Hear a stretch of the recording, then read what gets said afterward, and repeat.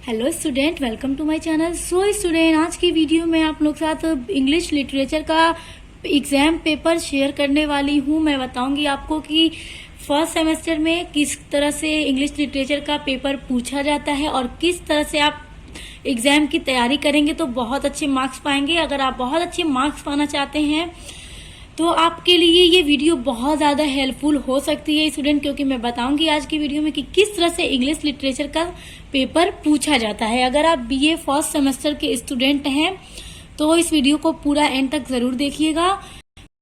तो देखिए स्टूडेंट, ये जो पेपर है नई शिक्षा नीति के अनुसार है, यानी न्यू एजुकेशन पॉलिसी के अनुसार है ये पेपर आप लोगों का, क्योंकि आपके सारे सिलेबस सेमेस्टर वाइज हो गए हैं। तो आप फर्स्ट सेमेस्टर के स्टूडेंट हैं तो आपके लिए वीडियो बहुत ज़्यादा हेल्पफुल होगी और आपको एग्जाम में प्रिपरेशन करने में बहुत ज़्यादा इजी हो जाएगा। पेपर को देखने के बाद आपको पता चल जाएगा कि आपको किस तरह से अपनी तैयारी करनी चाहिए, तो आपकी तैयारी पूरी 100% हो जाएगी एग्जाम के लिए। तो सबसे पहले देखिए स्टूडेंट, आपका जो पेपर होगा वो प्रिंटेज पेजेस 5 होंगे। पूरे 5 पेज में आपके पेपर प्रिंट हुए होंगे।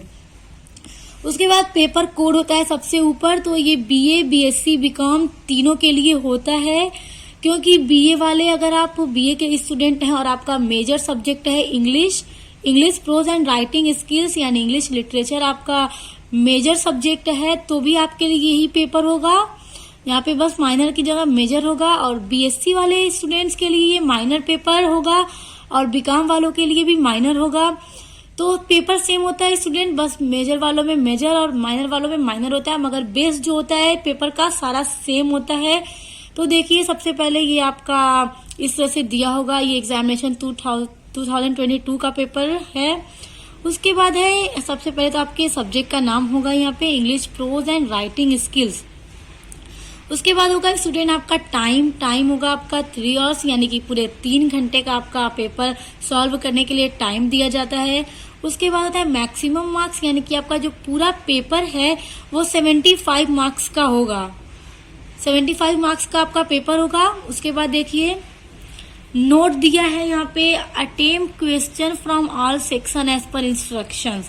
तो आपके पेपर में सबसे पहले एक नोट दिया होता है जिसमें लिखा होता है अटेम्प्ट क्वेश्चन, यानी कि attempt question from all section, यानी कि सभी सेक्शन से क्वेश्चन को अटेम्प्ट करना है, यानी पूरा करना है, हल करना है एज पर इंस्ट्रक्शन। जिस तरह से सेक्शन में इंस्ट्रक्शन दिया होगा, कहा जाएगा कि इतने क्वेश्चन को आप हल कीजिए, अटेम्प्ट कीजिए, तो उसी के अनुसार आपको सारे क्वेश्चन के आंसर देने होंगे। तो आपके पेपर में 3 सेक्शन होंगे, सेक्शन ए, बी एंड सी। तो सेक्शन ए देखिए, सेक्शन ए में आपसे किस तरह से क्वेश्चन पूछा जाएगा स्टूडेंट। सबसे पहले आपसे क्वेश्चन पूछा जाएगा very short answer type question, यानी वेरी शॉर्ट, अति लघु क्योंकि प्रश्न पूछे जाएंगे, क्वेश्चन पूछे जाएंगे आपसे, जिसमें आपको देखिए सबसे पहला क्वेश्चन होगा आपका attempt all question of this section, यानी कि इस सेक्शन से अटेम्प्ट कीजिए ऑल क्वेश्चन, यानी सभी प्रश्नों को इस सेक्शन से। Give answer in about 50 words, give answer दीजिए इन अबाउट लगभग 50 शब्दों में। तो आपसे पहला सवाल तो इस तरह से पूछा जाएगा कि आपकी इस सेक्शन में जितने भी क्वेश्चन है आप सबको हल कीजिए और सबका उत्तर लगभग 50 शब्दों में दीजिए, जिसमें आपसे पूरे 10 क्वेश्चंस पूछे जाएंगे। हर एक क्वेश्चन का जो मार्क्स होगा वो 2 होगा, तो पूरे 10 क्वेश्चन पूछे जाएंगे, तो 10 क्वेश्चन को सॉल्व करके आपको 20 मार्क्स मिलेंगे। इसके बाद देखिए स्टूडेंट, तो देखिए आपके फर्स्ट क्वेश्चन में मैंने आपको बताया कि पूरे 10 क्वेश्चंस दिए जाएंगे आप लोगों को, उसमें से आपको पूरा 10 क्वेश्चन सॉल्व करना होगा, आंसर देने होंगे। तो देखिए इसमें पहला क्वेश्चन आपसे पूछ रहा है student define the term travelogue, यानी कि ट्रेवलॉग को डिफाइन कीजिए। तो देखिए स्टूडेंट, ट्रेवलॉग पे मैं वीडियो बना चुकी हूँ, पूरा नोट्स के साथ पढ़ा चुकी हूँ, समझा चुकी हूँ। तो देखिए ये आपके यूनिट सेकेंड का, बीए फर्स्ट सेमेस्टर के यूनिट सेकेंड का types of prose and prose style का ये इसमें आता है। आपके यूनिट सेकेंड में types of prose and prose style में ट्रेवलॉग है, जिसपे मैं वीडियो बना चुकी हूँ पूरे नोट्स के साथ। तो आप वहां पे अगर नहीं देखे हैं तो देख लीजिएगा, आप मेरे चैनल की प्लेलिस्ट को चेक कर सकते हैं, BA first semester English literature के नाम से आपको प्लेलिस्ट मिल जाएगी। उसके बाद दूसरा क्वेश्चन आपका है what is Microsoft power point. तो पावर पॉइंट माइक्रोसॉफ्ट क्या है ये आपको बताना है। तो ये भी मैं करा चुकी हूँ स्टूडेंट, ये भी आप लोग मेरे चैनल की प्लेलिस्ट चेक कर लीजिएगा। तो स्टूडेंट देखिए यहाँ पे दे रहा है माइक्रोसॉफ्ट पावर पॉइंट। तो आप लोग बहुत स्टूडेंट होते हैं जैसे एग्जाम में क्वेश्चन थोड़ा सा घुमा फिरा के पूछ देता है, बात एक ही रहती है, आंसर सेम होता है। तो यहाँ पे पावर पॉइंट से कंफ्यूज मत होइएगा, यही है पावर पॉइंट प्रेजेंटेशन। तो वही आपको लिखना है कि पावर पॉइंट प्रेजेंटेशन क्या है। उसके बाद तीसरा क्वेश्चन आपसे देखिए क्या है इसमें, what is the importance of characters in short story. तो स्टूडेंट देखिए क्वेश्चन यहाँ पे कितना घुमा के पूछ दिया गया है, what is the importance of characters, कि इम्पोर्टेंस ऑफ कैरेक्टर्स क्या है इन शॉर्ट स्टोरी, यानी शॉर्ट स्टोरी में कैरेक्टर्स की क्या इम्पोर्टेंस है। तो अब आप लोग थोड़ा कंफ्यूज हो जाएंगे कि क्या है, क्योंकि एग्जाम में तो एग्जामिनर क्वेश्चन घुमा के पूछ देता है मगर आंसर सेम होता है। तो वही होता है जो आप पढ़ के जाते हैं मगर आप कंफ्यूज हो जाते हैं। तो देखिए स्टूडेंट ये क्या है, आपके यूनिट सेकेंड का एलिमेंट ऑफ शॉर्ट स्टोरी में जो कैरेक्टराइजेशन है वही यहाँ पे आपको लिखना होगा। ये भी स्टूडेंट मैं करा चुकी हूँ, आप लोग मेरे चैनल पे इसको चेक कर सकते हैं। उसके बाद फोर्थ क्वेश्चन पूछा गया है, discuss Rabindranath Tagore contribution to English literature. Discuss कीजिए रविन्द्रनाथ टैगोर का कंट्रीब्यूशन, योगदान क्या है इंग्लिश लिटरेचर में, इंग्लिश अंग्रेजी साहित्य में। तो ये भी स्टूडेंट मैं करा चुकी हूँ। उसके बाद पांचवा क्वेश्चन पूछा गया है, डिफाइन द टर्म मेमोअर। तो इसमें मेमोअर को पूछा गया है स्टूडेंट, तो इसमें आपको डिफाइन करना होगा कि मेमोअर क्या है। तो स्टूडेंट देखिए ये भी मैं करा चुकी हूँ। मैं बताऊं स्टूडेंट, मैंने तो आपकी लगभग पूरी यूनिट्स को ही कंप्लीट करा लिया है। तो अभी आप फर्स्ट सेमेस्टर के स्टूडेंट हैं तो आप लोगों को बहुत ही ज्यादा थोड़ा प्रॉब्लम हो रही होगी कि आखिर ये सब क्या है, किस तरह से क्वेश्चन पूछे जा रहे हैं स्टूडेंट। तो घबराइए मत, मैंने आपकी सारी यूनिट्स कंप्लीट कराई है, आप लोग मेरे चैनल पर चेक कर सकते हैं प्लेलिस्ट को। उसके बाद 6 क्वेश्चन पूछा गया था, what is the difference between biography and autobiography. तो ये स्टूडेंट्स में आपको अंतर बताना है, बायोग्राफी और ऑटोबायोग्राफी में क्या अंतर है। और देखिए स्टूडेंट जरूरी नहीं है कि इसी तरह से पूछे, इसको थोड़ा सा चेंज करके पूछ सकता है कि what is the difference between biography and memoir, या फिर मेमोअर एंड ट्रेवलॉग, यानी what is the difference between travelogue and memoir, personal essay, formal essay, सबके बीच में पूछ सकता है, डिफरेंस पूछ सकता है। तो आप लोग अपनी प्रिपरेशन को पूरी पक्की करके जाइएगा ताकि कहीं पर भी आप लोग को प्रॉब्लम ना हो, आप लोग सारे क्वेश्चन के आंसर फटफट कर लें। तो ये भी स्टूडेंट मैं करा चुकी हूँ। उसके बाद आता है व्हाट इज ब्लॉगिंग, ब्लॉगिंग क्या है। तो ये आपका यूनिट 8 का टॉपिक है, ऑनलाइन राइटिंग में ब्लॉगिंग क्या है, ये भी मैं करा चुकी हूँ। इसमें होता है कंटेंट राइटिंग, तो वो भी पूछ सकता है कि कंटेंट राइटिंग क्या है, इसकी इम्पोर्टेंस क्या है। और ब्लॉगिंग में होता है इसकी टाइप्स, तो पूछ सकता है what is the type of blogging. इस तरह से भी क्वेश्चन आपसे पूछे जा सकते हैं। व्हाट इज एनेक्डोट, तो एनेक्डोट क्या है, मैं ये भी करा चुकी हूँ। ये आपके यूनिट 3 का है, प्रोज डिवाइसेस है आपकी यूनिट 3, उसमें आपके एनेक्डोट आता है। क्वेश्चन 9 है, डिफाइन द टर्म एंटीथेसिस। तो आपको एंटीथेसिस क्या है वो बताना है, इसको लिखना है। तो एंटीथेसिस आपके यूनिट 3 का प्रोज डिवाइसेस में ये भी आपका आता है, ये भी मैं करा चुकी हूँ।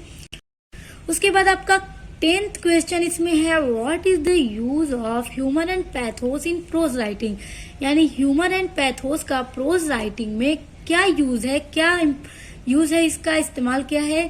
तो देखिए आपके यूनिट 3 जो है प्रोज डिवाइसेस, जो मैं करा चुकी हूँ पूरी कंप्लीट, तो उसमें आपका टॉपिक है ह्यूमर एंड पैथोस। तो इसमें स्टूडेंट आपसे ये भी पूछ सकता है इस तरह से, what is the use of theme and point of view, या सेंटेंस पैटर्न एंड ह्यूमर, या डिक्शन, एफोरिज्म, कुछ भी पूछा जा सकता है जो भी आपके टॉपिक्स हैं आपके यूनिट 3 में। तो ये सब मैं कंप्लीट करा चुकी हूँ स्टूडेंट। तो देखिए ये पूरे 10 क्वेश्चन थे जिसमें आपको कोई भी ऑप्शन नहीं दिया जाएगा, सारे 10 क्वेश्चन दिए जाएंगे और सारे आपको 50 शब्दों में लिखने होंगे। छोटे छोटे क्वेश्चन है, तो आप लोग अपनी पूरी तैयारी करके जाइएगा ताकि आपको कहीं पर भी प्रॉब्लम ना हो, सब आपको आता हो, क्योंकि मैं सब करा चुकी हूँ स्टूडेंट, इसलिए मैं चाहूंगी कि आपके मार्क्स बहुत अच्छे हैं। तो अब आप आ जाते हैं आपके सेक्शन बी पे। तो देखिए आपके सेक्शन बी में किस तरह से क्वेश्चन पूछे जाएंगे आपसे। इसमें होगा शॉर्ट आंसर टाइप क्वेश्चन, तो इसमें शॉर्ट आंसर होगा। नोट देखिए, attempt any 5 question from this section, यानी इस सेक्शन से आपको टोटल 5 क्वेश्चन करने होंगे। Give answer of each question in about 200 words. तो आपको इसका आंसर 200 शब्दों में देना होगा। तो देखिए 5 क्वेश्चन आपको करने होंगे, सबका नंबर है 7-7 मार्क्स होंगे, तो 5 क्वेश्चन करने पे आपको पूरे 35 मार्क्स मिलेंगे। तो इसका देखिए, इसका पहला क्वेश्चन है हु सेव जॉन्सीज लाइफ। ये पेपर में आपका दूसरा क्वेश्चन होगा, मगर आपकी सेक्शन बी का पहला क्वेश्चन होगा। Who save Johnsy's life and how. तो इसमें जॉन्सी की लाइफ किसने बचाई और कैसे, तो ये इसमें आपसे पूछा जा सकता है, ये भी मैं करा चुकी हूँ। तीसरा क्वेश्चन है how does the horse serve as a true friend and companion to Iona. यानी आयोना के लिए एक घोड़ा उसका कैसे एक सच्चा दोस्त साबित हो सकता है स्टूडेंट, ये क्वेश्चन पूछा गया है। तो स्टूडेंट मैं ये भी करा चुकी हूँ। उसके बाद फोर्थ क्वेश्चन पूछा गया था give a character sketch of Ramon from the story the terror. तो जो द टेरर स्टोरी है आपकी शॉर्ट स्टोरी है, आपके यूनिट 4 में गाय दे मौपासेंट के द्वारा ये स्टोरी लिखी गई है। उसमें एक आदमी रहते हैं रेमन, जिनका कैरेक्टरिस्टिक आपको देना होगा। What is the main theme of the story Games at Twilight। तो देखिए गेम्स एट ट्विलाइट आपके यूनिट 5 में अनीता देसाई की एक स्टोरी है।